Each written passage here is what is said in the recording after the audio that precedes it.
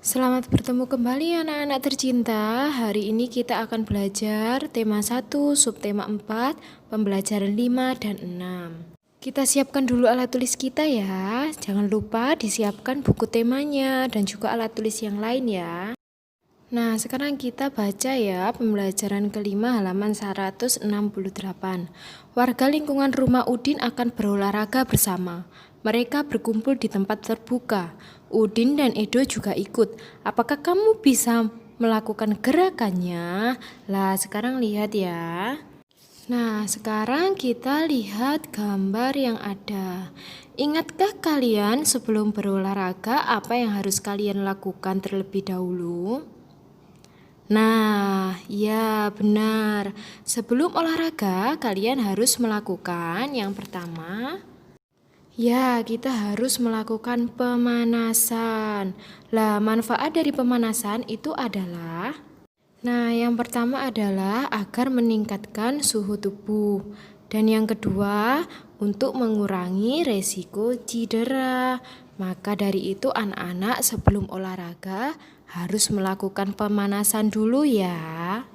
Nah, di situ anak-anak sebelum berolahraga, Udin melakukan pemanasan dengan cara meloncat. Lah, meloncat itu apa sih? Nah, ini sekarang. Nah, anak-anak, meloncat itu adalah gerakan berpindah tempat yang disebut dengan gerakan lokomotor. Gerakan lokomotor sudah Bu Seli jelaskan di materi sebelumnya ya. Nah, sekarang anak-anak lihat di situ ada percakapan antara Made dan Udin. Udin berkata, "Made, ayo kita berolahraga bersama di lapangan." Made berkata, "Maaf Din, kali ini aku tidak ikut berolahraga." "Tidak apa-apa Made, apakah kamu akan pergi ke suatu tempat?" "Betul Din, aku akan mengunjungi paman bersama keluargaku." "Baiklah, selamat bersenang-senang." "Terima kasih Udin." Nah, di situ anak-anak disuruh menjawab pertanyaan. Yang pertama, siapa yang mengajak berolahraga pada teks di atas? Yang kedua, apa maksud ajakan tersebut? Yang ketiga, siapakah yang menolak ajakan? Yang keempat, mengapa ia menolak ajakan tersebut? Yang kelima, tuliskan kalimat penolakan yang diucapkan. Nah, anak-anak, dari percakapan antara Made dan Udin tadi, di sini Made menolak ajakan Udin dengan sopan. Sikap Made dan Udin menunjukkan kerukunan dan persatuan, menjaga persatuan dan kesatuan di masyarakat sesuai dengan pengamalan sila ketiga Pancasila. Di situ tuliskan contoh pengamalan sila ketiga di masyarakat. Yang pertama adalah bekerja bakti membersihkan selokan.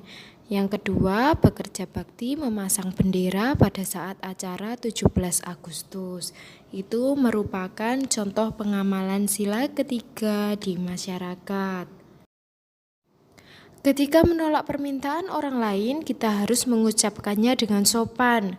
Kerukunan akan terjaga bila kita bertutur kata dengan baik. Pernahkah kamu mendengarkan dongeng tentang menolak permintaan seseorang? Nah, anak-anak, sekarang kita menyimak kisah JJ si jerapah.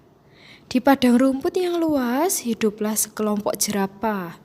Ada jerapah bernama JJ dan Jojo. JJ bersifat sombong karena merasa tubuhnya paling tinggi. Jojo bersifat baik hati, tubuhnya tidak terlalu tinggi.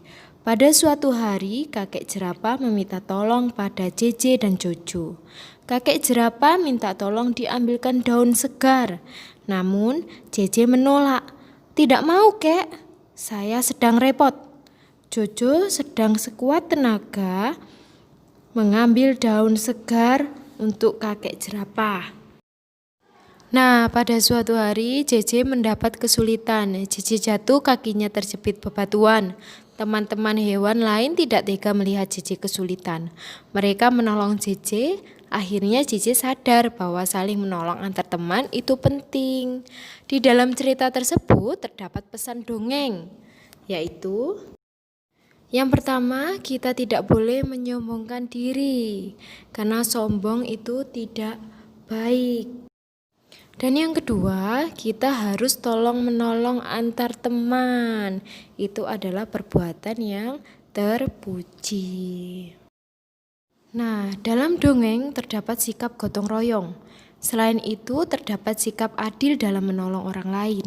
Sikap tersebut sesuai dengan pengamalan sila keempat dan kelima Pancasila. Hubungkan gambar pengamalan sila Pancasila dengan sila Pancasila yang sesuai. Nah, di dalam gambar lambang sila Pancasila yaitu kepala banteng dan juga padi dan kapas. Di sekeliling lambang Pancasila itu tadi ada gambar-gambar yang harus dicocokkan dengan sila Pancasila itu. Nah, anak-anak, ayo kita cocokkan ya.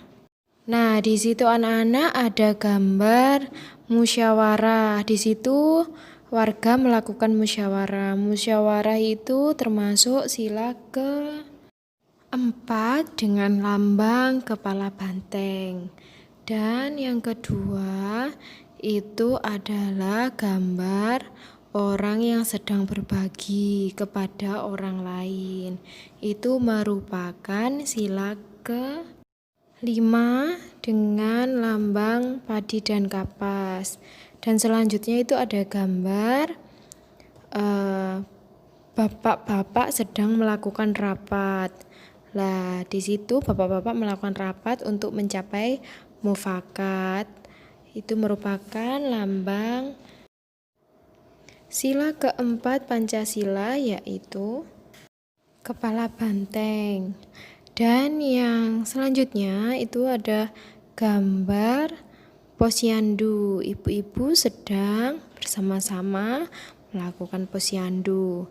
Itu merupakan pengalaman sila ke-5 Pancasila dengan lambang padi dan kapas. Dan selanjutnya itu Udin membantu nenek untuk menyeberang jalan.